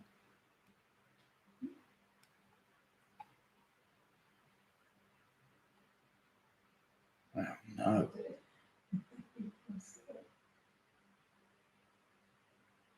What have I done? Doesn't even come close. Right, question number 7. It's easy enough, but it doesn't connect to question number 6 or question number 8 at all. So don't worry about it.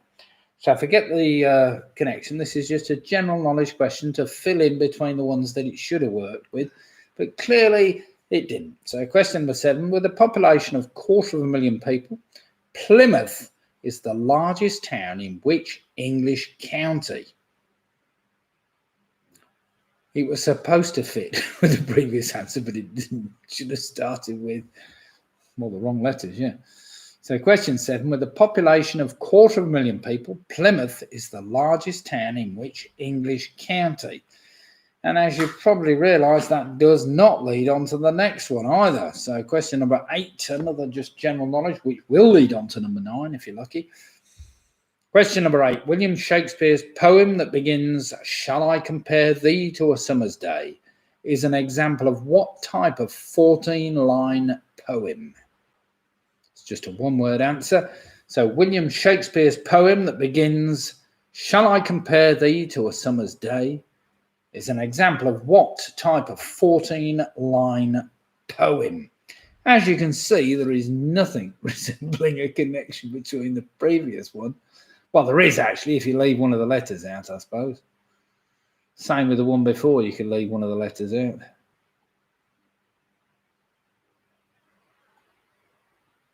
In fact, if you leave the last letter, sorry, if you leave the last letter off question number 6, and you leave the first letter of question number 8, then it does connect almost. Yes. Don't know what went wrong there, but never mind. Right, following on from question number 8, that 14-line poem. What type of ice cream containing or flavored with mixed fruits has a name that means all fruits in Italian? That is a 2-word answer. So question number 9, what type of ice cream containing or flavored with mixed fruits has a name that means all fruits in Italian?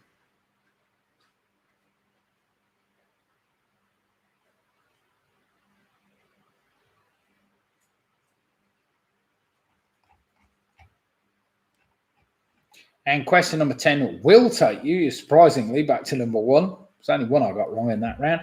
Question number 10, derived from the Italian meaning undertaking, what name is given to a person who organises and often finances concerts, plays, or operas?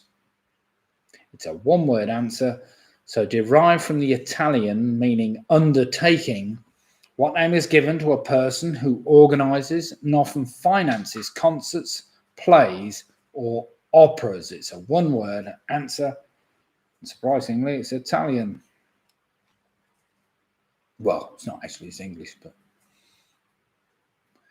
And either the last letter, the last 2 or the last 3 will take you back to number 1, you'll be pleased to know.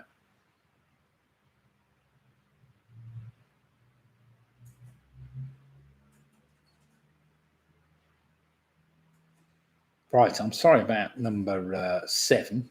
Didn't fit at all. It nearly fits if you leave the last letter of number 6 off and the first letter of number 8 off. Then it fits fine.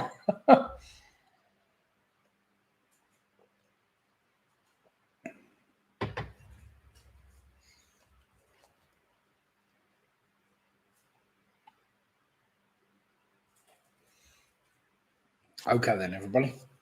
Does anybody need any extra time? You work those out, Ange?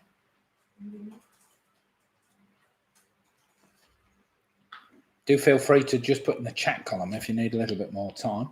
Other than that, we'll crack on with some marking. We're done with it.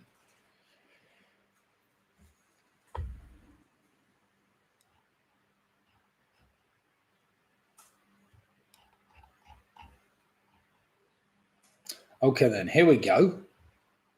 The answers to the round chain letters.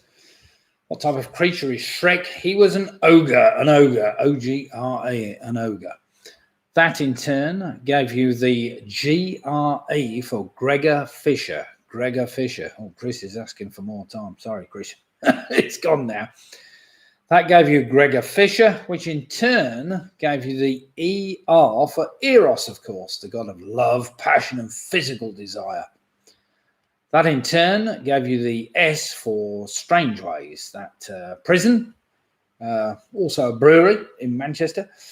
That in turn gave you the S for Springfield, the fictional family's tale, which was, of course, the Simpsons. That in turn gave you the ELD for El Dorado, legendary city of gold, or that soap opera. That in turn should have given you the D for Devon, but of course it got an O on the end, so it didn't work. But D for Devon was what I wanted. That should have led on to On It, of course, but instead we got the Sonnet. So well done if you got Sonnet. That in turn gave you that type of ice cream, the Tutti Frutti, which in turn gave you that term impresario or impresario. So well done if you got impresario, because that wasn't easy. And that, of course, took you all the way back to number 1 with the O for an ogre. So well done if you got that. Right, we're going into the last round now. Let's have some scores in. Carol's got a 52. Well done, Carol. Doing very well now, not far behind. I think you dropped out on the first round. I think it was possibly the toughest. We have Jed and Tracy on 49. We've got Sarah, Russ, James and Joe on 52.5, doing very well tonight. Clive and Janet, the teasers, on 54. We've got Graham and Jane Gifford on 51. We've got Ian on 43. The weak links have moved on to 53 points. Mick Roberts is on 52. We've got Georgie Lambert and New York is 50.5 points. Mike Yates is on 42.5. We've got the Booby Prize girls on 48.5. Split the difference. They haven't dropped a point yet. 56 points. And Ian and his bottle of Strauss, he's added 10 to his score. He's trying to go zump last week's score, 55 points. Peter Robertson, the famous five, doing very well, 56 points. Well, we could have a tie for first place tonight. Let's see how we're doing, Peter. So we've got Peter, Hillary, John. How many of you are doing it? You haven't told me yet. But great score for the famous five, 56 points. So we've got split the difference, 56. We have famous five on 56. And we've got a number of teams, 55s, 54s, all in contention. In fact, anybody in the 50s could have a good chance of winning tonight. So we're going to the last round. It's called General Trivia, and it is just some general trivia. The first question is a straightforward anagram. Tight hug. Thou art more lovely and more temperate. And then it comes on about the shaking the darling buds of May, doesn't it? Yeah, something like that. Here we go then. Number one, tight hug wins here. Tight hug wins here is an anagram for which well-known two-word novel, which was first published in 1847. What's that face? But I've written a poem about the sounds made by dogs. It can only be read if you can scan it first. It's a barcode. Oh dear, oh dear, oh dear. Keep them coming, Faye. Your jokes are as good as certainly Roy and Chris speak, and Roy's not put any on tonight, I think. I think they've given up and gone out on the piss, which is fair enough. Don't blame them. So question number one again. Tight hug wins here is an anagram for which well-known two-word novel which was first published in 1847.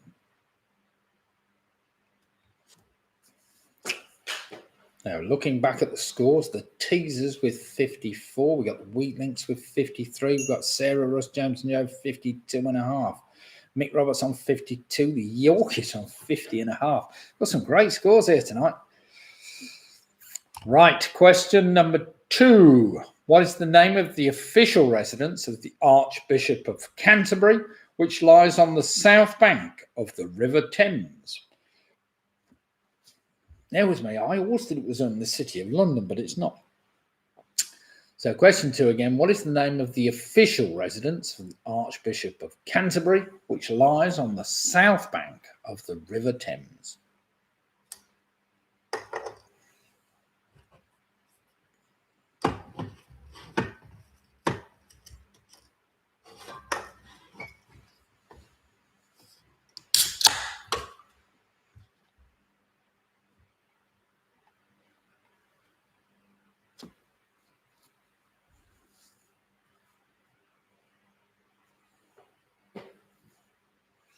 Question number three is a bit tricky. What two-digit number is the atomic number of the element sulfur? It's also the minimum legal drinking age in Germany and Belgium. That should help you. And it's also the name of a song by the American band Green Day. So question number three again. What two-digit number is the atomic number of the element sulfur? It's also the minimum legal drinking age in Germany and Belgium. And it's also the name of a song by the American band Green Day.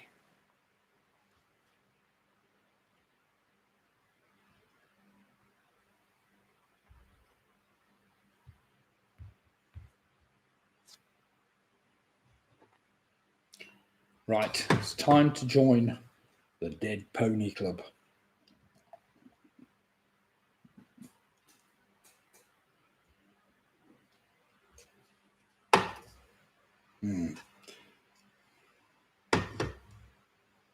Question number 4. In the Thomas the Tank Engine series of books written by the Reverend W. Audrey, what was the name given to the tram engine which sports cow catchers and side plates and is designated number 7? All you grandparents should know that one, surely. Though it's not been on the telly, I suppose, as much. So question 4 again. In the Thomas the Tank Engine series of books written by the Reverend W. Audrey, what was the name given to the tram engine which sports cow catchers and side plates and is designated number 7?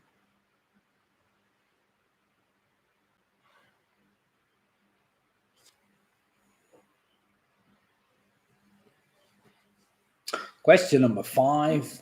Which is the only word in the NATO phonetic alphabet that is also a capital city?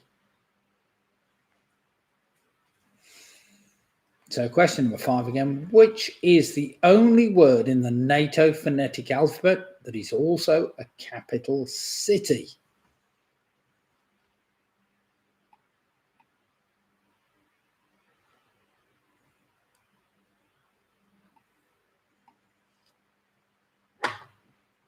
That's a bit tricky.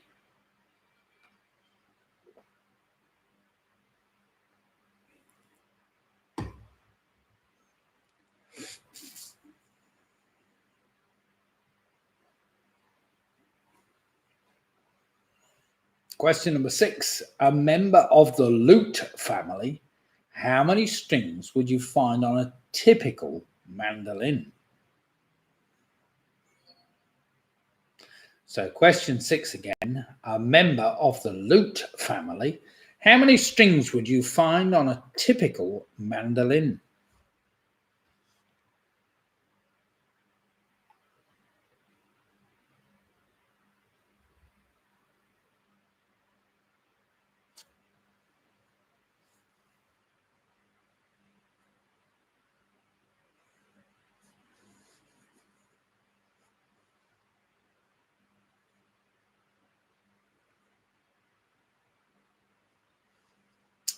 Right, just a few questions left before we put you out of misery. In the comic The Dandy, Desperate Dan draws his immense power from eating what food? So in the comic The Dandy, Desperate Dan draws his immense power from eating what food? A bit like Popeye with spinach, I suppose.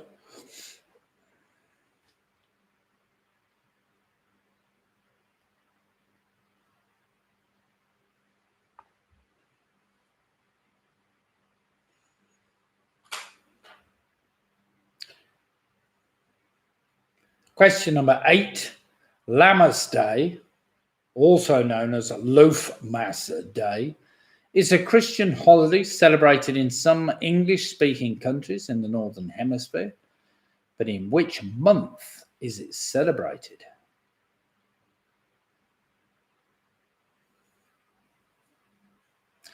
So question 8 again. Lammas Day, also known as Loaf-Mass Day, is a Christian holiday celebrated in some English-speaking countries in the Northern Hemisphere, but in which month is it celebrated?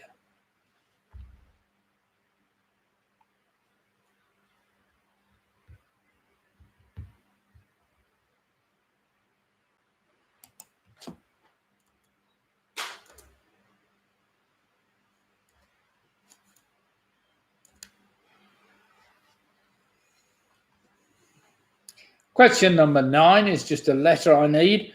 At 150 milligrams per 100 grams, wheat germ oil is the largest source of which fat-soluble vitamin?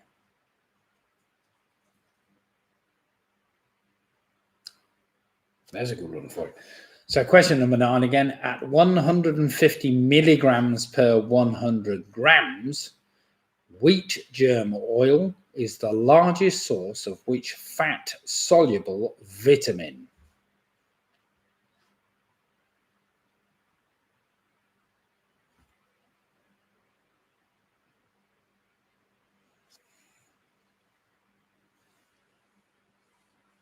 And finally, question number 10 for all you snooker players.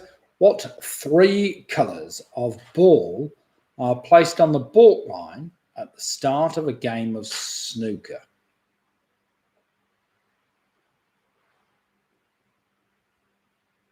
So question number 10 again. What 3 colours of ball are placed on the baulk line at the start of a game of snooker?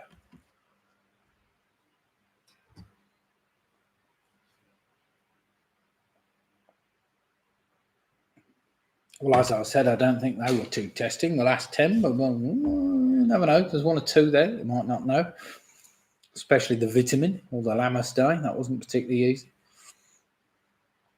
But let's see how we've all fared. I think we might have some good results tonight for 1 or 2 teams. Well, let's hope so. 1 or 2 that are trying to catch up. I don't know whether they're going to be able to, but we'll see. Now then, I will be doing the quiz Sunday night as usual. It will be 8:15 start. I think there's a lot of people back after the weekend, so we should have a good turnout on Sunday night. So do feel free to come and join us.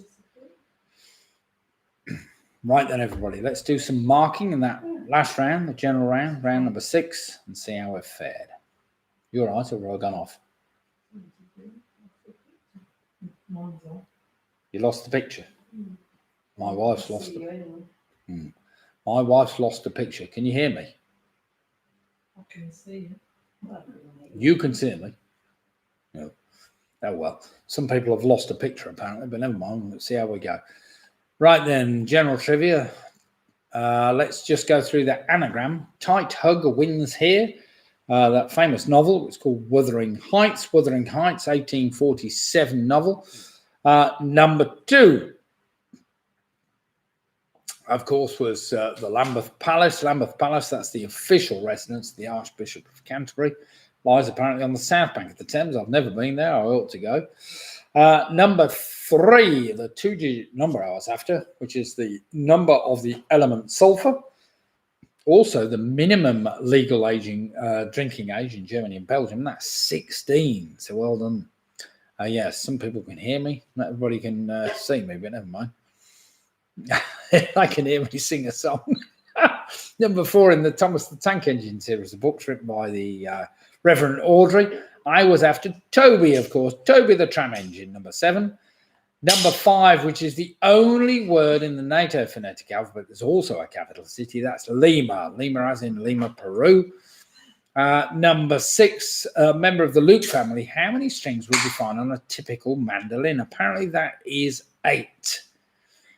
Number 7, in the comic, the dandy, Desperate Dan, draws his immense power and strength from eating cow pie. Number 8 is one I would have got wrong. Lammas Day is in August. It's in fact the 1st of August. Number 9, at 150 milligrams per 100 grams of wheat germ oil, what is the largest source of which fat-soluble vitamin? That's vitamin E. And finally, number 10, what 3 colours of ball are placed on the baulk line at the start of a game of snooker? That's the yellow, the brown, and the green, although I think white can probably also be put on there, but never mind, I wanted the coloured balls. So yellow, brown, and green. So well done if you got those. Right then, everybody, let's have some scores in, see how we've all fared. I'm sorry if some of you have lost picture. It's still working on mine, which is surprising. So have you still lost your picture, you lot? I don't know. Carol has come in with a fantastic 62 points. Jed and Tracy, 56. Leslie Barry, 58. Well played, Sif. Ian Miller's with 50. Ian, he's added 10 to his score, so he's on 65 points. Clive and Janet, the teasers, they've moved on to 64 points. Failed the last. Martin Davis, they're on 58 points. Georgie, 58.5 points for the Orkies. A new high score. Well played, you. And that equals Sarah, Russ, James, and Joe also on 58.5 points. And that's a good score. Mick Roberts on 62. Well played, Mick. And Bev, I think that's a fantastic score. Penny Graham on 45. The Giffords end up on 59. We've got to split the difference. They haven't dropped a point all night. Split the difference have ended up on 66 points. Well played them. Mike Yates, 46.5. He's saying thanks. See you on Sunday. The famous five ended up on 64 points. So well played, the famous five. Another fantastic finish. Jackie skipped the Booby Prize girls on 56.5. Our best score to date. Well played, you. So we've got some very close, I have to say. Thank you very much for taking part tonight. It appears we've got split the difference, I think, out on their own on 66 points. They were closely followed by the famous five who've been there all night long on 64 points along. Clive and Janet, the teasers, on 64 points. And we've got Ian and his bottle of Shiraz, last week's winner, on 65 points. Jordan winner, I should say, on 65 points. So it appears, it appears we've got an out-and-out winner, split the difference on 66. Ian with his bottle of Shiraz at 65. We've got the teasers, 64. Along with the famous five, also on 64 points. So I reckon if you've gone through that quiz without dropping a point, that's that's amazing. If you've gone through it and only dropped 2 points, I still think that's absolutely amazing, because I would have dropped more than that, but never mind. So well played, everybody, and thank you for taking part tonight. We'll look forward to seeing you all again on Sunday night. We should start the quiz at 8 for 8:15 Sunday night. All things being equal. So I look forward to seeing you all then. And I think we'll have a lot of other people back that have been away for the weekend, or this week being bank holiday weekend. But anyway, lovely to see you. So good night from me, from Angela, and from Lydia, who's been posting the things. Ian saying he's going off to feed the hogs. Carol saying great night. Hope to see you Sunday. Well, let's hope so. Sarah saying thanks again, Nick. See you Wednesday. Lovely to see you. Thanks, Nick and Lydia, again for a good night. Blah, blah, blah. Thanks for a great quiz. And thanks, everybody, for taking part. That's what it's all about. So good night, all. And stay safe. And we'll see you all, hopefully, at the weekend. Good night, all. And thank you very much. Cheers.